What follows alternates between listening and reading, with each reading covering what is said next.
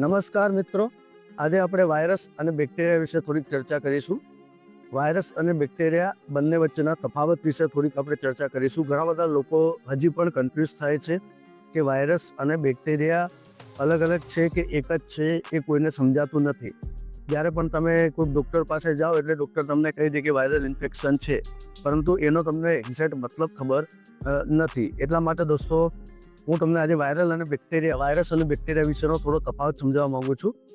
તો જે બેક્ટેરિયા હોય દોસ્તો, એ બેક્ટેરિયા સ્વતંત્ર જીવી શકે છે. એટલે કે બેક્ટેરિયાને જીવવા માટે કોઈ પણ માધ્યમની જરૂર હોતી નથી, એ ગમે ત્યાં સર્વાઈવ કરી શકે છે. અને જે વાયરસ હોય છે, વાયરસને જીવવા માટે હોસ્ટ સેલની જરૂર પડે છે. એટલે કે વાયરસ હંમેશા કોઈ પશુ પક્ષીઓમાં, પ્રાણીઓમાં અથવા તો આપણા મનુષ્યમાં એ જીવન જીવી શકે છે. એનો લાઈફ સ્પાન ઘણો ટૂંકા ગાળાનો હોય છે. બેક્ટેરિયા જે ખરા, એ બેક્ટેરિયાની સાઇઝ મોટી હોય છે, જ્યારે વાયરસની સાઇઝ એકદમ નાની હોય છે, એકદમ નેનોમાં હોય છે વાયરસ. પછી જે બેક્ટેરિયા ખરા, એની ટ્રીટમેન્ટમાં એવું હોય છે, તો બેક્ટેરિયલ ઇન્ફેક્શન જ્યારે આપણને લાગે તો એ એન્ટીબાયોટિક્સથી એમાં જલ્દી આરામ થઈ જતો હોય છે, જ્યારે વાયરલ ઇન્ફેક્શનમાં એન્ટીબાયોટિક્સનો કોઈ રોલ હોતો નથી. પછી ટ્રીટમેન્ટમાં બીજી વસ્તુ આવે છે કે જ્યારે બેક્ટેરિયલ ઇન્ફેક્શન તમને લાગે તો તમે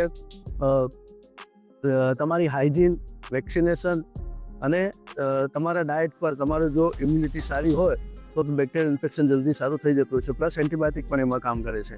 અને જ્યારે વાયરલ ઇન્ફેક્શનમાં એન્ટીબાયોટિકનો રોલ નથી, પરંતુ જો તમારી ઇમ્યુન સિસ્ટમ સારી હોય, એટલે કે તમારી રોગ પ્રતિકારક શક્તિ જો સારી હોય, તો વાયરલ ઇન્ફેક્શનમાં તમને જલ્દીથી આરામ મળતો હોય છે.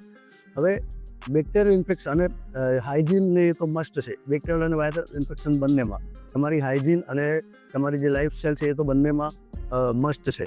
પછી આપણે એક્ઝામ્પલ જોઈશું બેક્ટેરિયલ ઇન્ફેક્શનના, કે કયા કયા બેક્ટેરિયલ ઇન્ફેક્શન હોય, જેમ કે પલ્મોનરી ટ્યુબરક્યુલોસિસ એટલે કે TB, typhoid, strep throat, urinary tract infection, આ બધા બેક્ટેરિયલ ઇન્ફેક્શનો છે. પછી વાયરલ ઇન્ફેક્શનના ઉદાહરણોમાં COVID-19 છે, HIV છે, કોમન કોલ્ડ છે, ફ્લૂ છે, હમણાં એક નિપા વાયરસ આવ્યો છે. આ બધા વાયરલ ઇન્ફેક્શનોના ઉદાહરણ છે. હવે આ બંને વાયરલ અને બેક્ટેરિયલ ઇન્ફેક્શનના લક્ષણોમાં પણ થોડો ઘણો તફાવત હોય છે. બેક્ટેરિયલ ઇન્ફેક્શનમાં એવું હોય છે કે સામાન્યતઃ જ્યારે કોઈને બેક્ટેરિયલ ઇન્ફેક્શન લાગે, હવે ધારો કે તમને બેક્ટેરિયલ ઇન્ફેક્શન લાગ્યું તો આખી બોડીમાં પેન થાય, અને સ્પેશિયલી અમુક ભાગોમાં પેન થાય જેને બેક્ટેરિયલ, અને તમારા આખી બોડીમાં લાલાશ પડતું થઈ જાય. એ મેન લક્ષણ છે બેક્ટેરિયલ ઇન્ફેક્શનનું. અને વાયરલ ઇન્ફેક્શનનું મેન લક્ષણ શરૂઆતનું, એમાં શરદી, ખાંસી, તાવ એનાથી શરૂઆત થતી હોય છે. પછી ધીરે ધીરે બોડી એટલે કે શરીરમાં દુખાવો થાય, પછી તાવ ચડે તમને વધારે પડતો, એ વાયરલ ઇન્ફેક્શનનો ઉદાહરણ છે. અને બેક્ટેરિયલમાં તમે જોયું હશે કે જેમ ધીરે ધીરે દિવસો વધતા જાય એમ પછી ટાઇફોઇડ છે, જે પછી ટ્યુબરક્યુલોસિસ છે, એ બધા એવી કન્ડિશનો બેક્ટેરિયલ ઇન્ફેક્શનોમાં જોવા મળતી હોય છે. જ્યારે વાયરલ ઇન્ફેક્શનનો તો આપણને ખબર જ છે, COVID-19 તમે જોયું જ હશે કઈ રીતની કન્ડિશન થતી હતી, જેની કોઈ દવા નથી. એમાં ફક્ત ને ફક્ત તમારે પ્રિવેન્શન અને પ્રિકોશન કમ્પ્લીટ રાખવું પડે, જેનાથી વાયરલ ઇન્ફેક્શનમાં તમને આરામ મળે. જો તમને આ માહિતી સારી લાગી હોય તો વિડીયોને વધારે પડતા લોકોને શેર કરો, જેથી કરીને લોકો જાગૃત બને અને એમને થોડી ઘણી માહિતી મળે. Thank you.